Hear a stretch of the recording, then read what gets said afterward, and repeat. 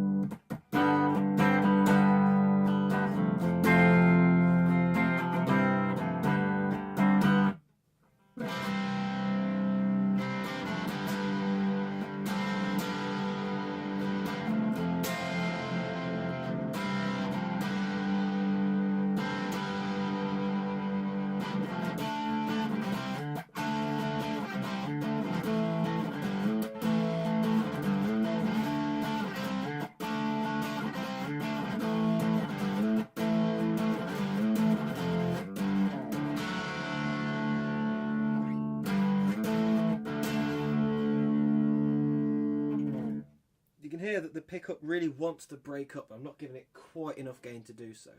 So let's just switch to the inner pickup.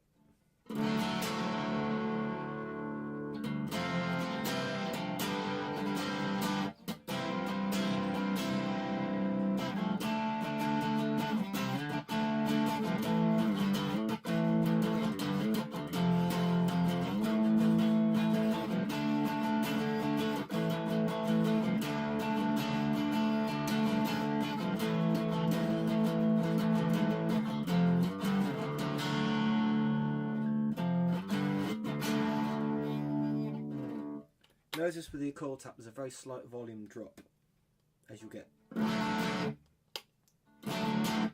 Not very noticeable, but it is there.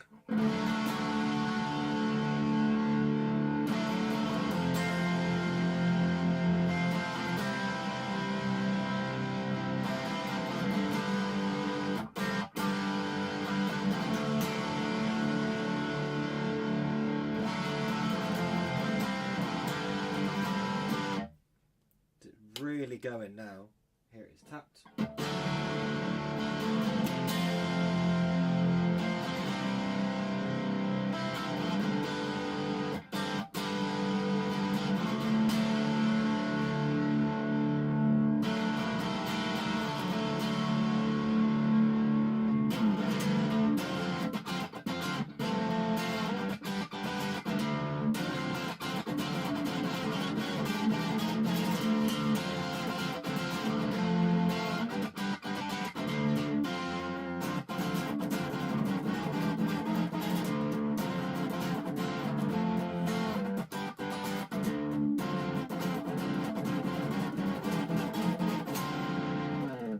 Turn the volume down slightly there, so keep the same volume. This is humbucker.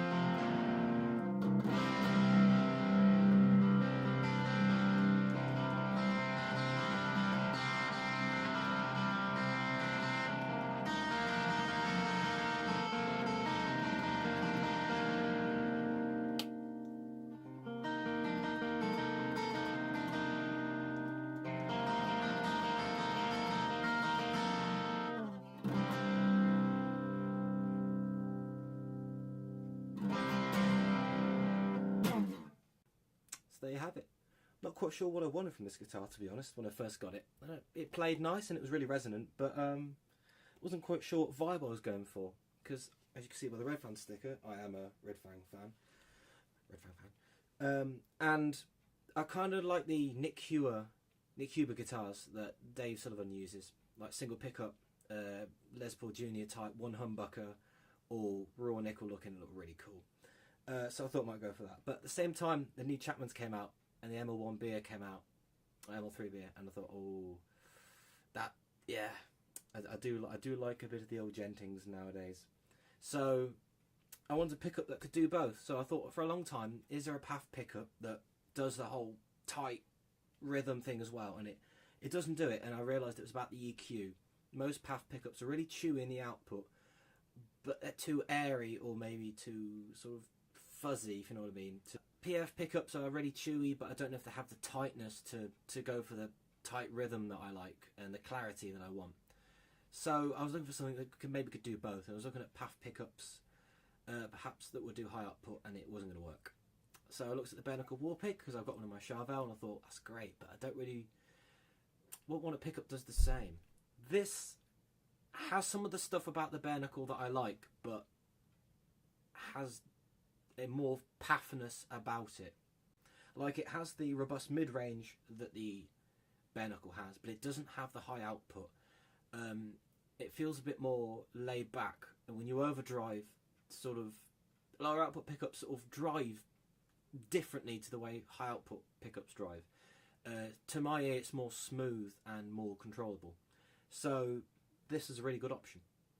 I highly recommend this pickup if you like metal or gent, or you need any sort of tight rhythm. It's also great for jazz. If you just roll off the volume ever so slightly, it takes that slight high end out, and it makes it quite a nice jazz blues pickup. It also sounds really good when it's core split. Bear in mind this is a raw nickel cover, so the one you have probably won't sound exactly the same as the one I've got, and of course, you know, different gear, different day, etc. So there we have it, Warman Mirror Man. Thanks for watching. Hope it helps. Bye.